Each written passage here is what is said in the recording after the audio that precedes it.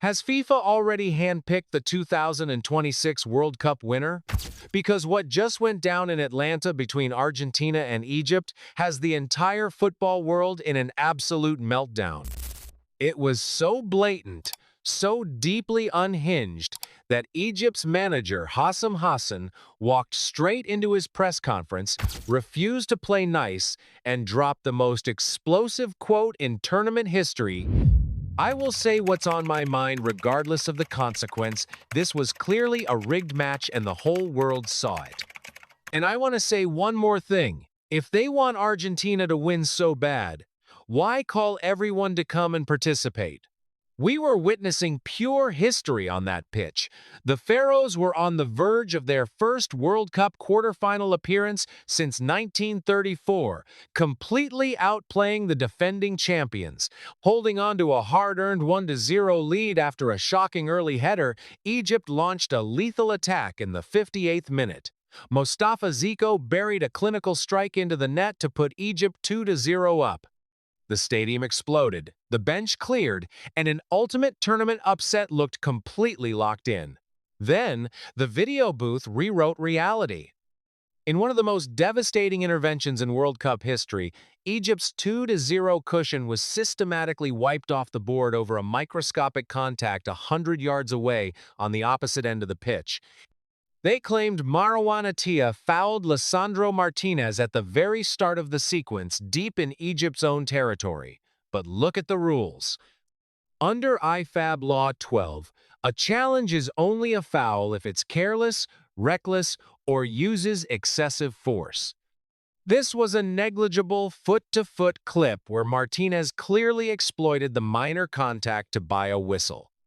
Yet, because of a massive loophole in VAR protocol, officials traveled back in time to scan the attacking phase with no clock or yardage limits. The timeline shift completely broke Egypt's destiny. The goal was stripped away, forcing the match to stay at 1-0. Even though a relentless Egypt fought right back to score a valid goal in the 67th minute to actually make it 2-0, the damage was done.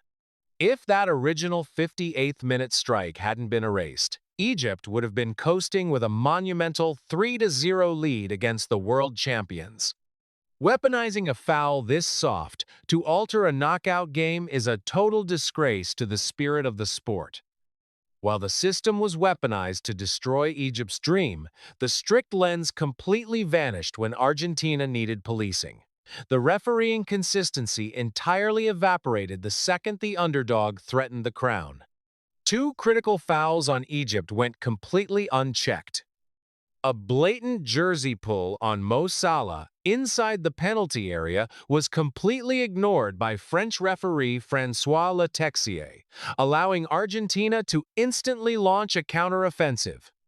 The world champions stormed back with 3 goals in the final 23 minutes, capped by an Enzo Fernandez winner in the second minute of stoppage time to break Egyptian hearts. But this late-game tragedy wasn't where the match engineering began. When you watch the entire picture unfold, it becomes painfully obvious that the tournament organizers are desperate to engineer a massive Argentina versus France rematch for the finals. They need the television ratings. They need the global corporate ad revenue. And the establishment will tilt the pitch as much as necessary to ensure an African underdog doesn't ruin their multi-million-dollar entertainment script. The blatant favoritism started almost immediately in the opening minutes of the match. Egypt shocked the world by executing a flawless opening sequence, taking a very early 1-0 lead to completely rattle the defending champions. But moments later, the referee practically handed Argentina a lifeline on a silver platter by awarding them a highly questionable penalty. Let's look closely at how that sequence unfolded. As the Argentine attacker managed to get goal side and tried to reach a loose ball, the defender's leg came across. Under IFAB Law 12, a penalty is technically the correct call if a player trips or attempts to trip an opponent inside the area. But the real question is whether this contact actually tripped the attacker, or whether it was simply incidental contact between two athletes running side by side at high speed. The Argentine player fell to the ground the exact moment he felt a touch, and the official couldn't wait to point to the spot. Fortunately, justice was temporarily served because Lionel Messi missed the penalty completely. The Egyptian goalkeeper pulled off a fantastic save, marking Messi's second historic penalty miss in a World Cup tournament outside of shootouts. It was a massive, emotional let-off for an incredibly brave Egypt squad, but it set a dangerous precedent for how the rest of the afternoon would be policed. This asymmetrical micro-policing is where the trap was truly set. The referee didn't just alter the scoreboard with massive decisions, he systematically dismantled Egypt's defensive mechanics through a continuous stream of minor, tactical whistles. Throughout the entire middle phase of the match, every single 50-50 challenge in the center circle was automatically penalized if an Egyptian player showed any physical intensity. If a defender stepped up to intercept a pass or anchor the midfield, the whistle blew instantly for a soft infraction. This relentless, one-sided enforcement completely broke Egypt's transition game, forcing them to constantly defend deep inside their own territory while allowing Argentina to sustain structural pressure without ever risking a turnover.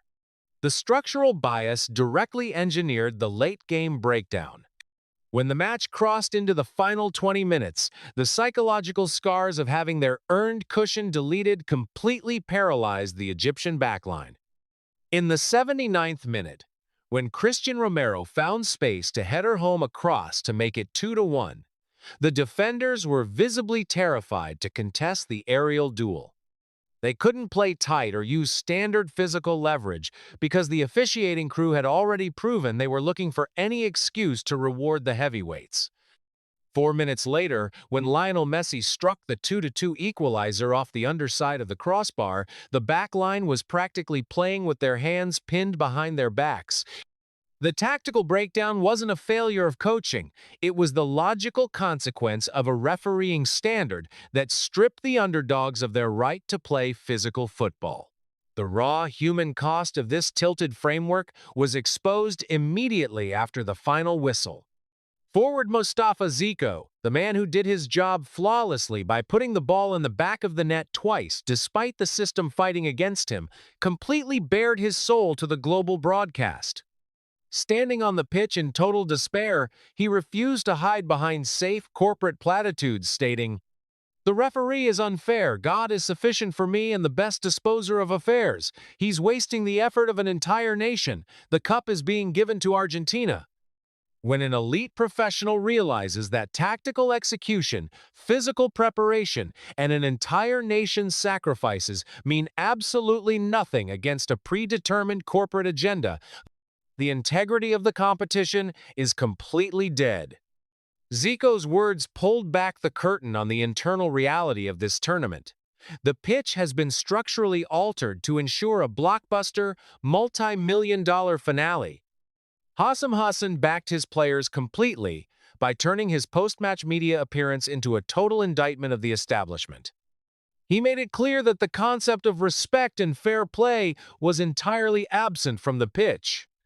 By dropping the ultimate bombshell, declaring that he is completely boycotting the rest of the competition and will not watch a single remaining minute of the 2026 World Cup, Hassan exposed the tournament as a highly engineered television product rather than a sporting event. He chose to protect his team's dignity rather than validate a compromised system.